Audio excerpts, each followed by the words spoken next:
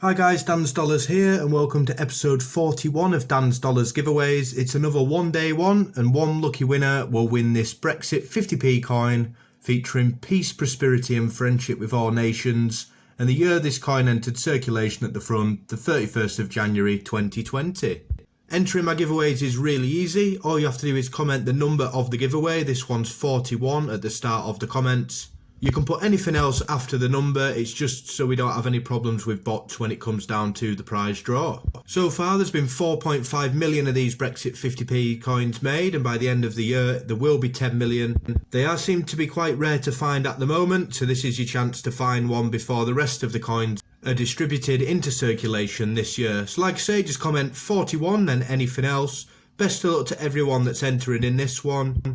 The massive Dan's Dollars Beatrix Potter 50p coin giveaway will be starting next month, so make sure to check that out, and there'll be a little bit more on that in the upcoming days. So best of luck to everyone that wants to enter this one, and as always, thanks for watching.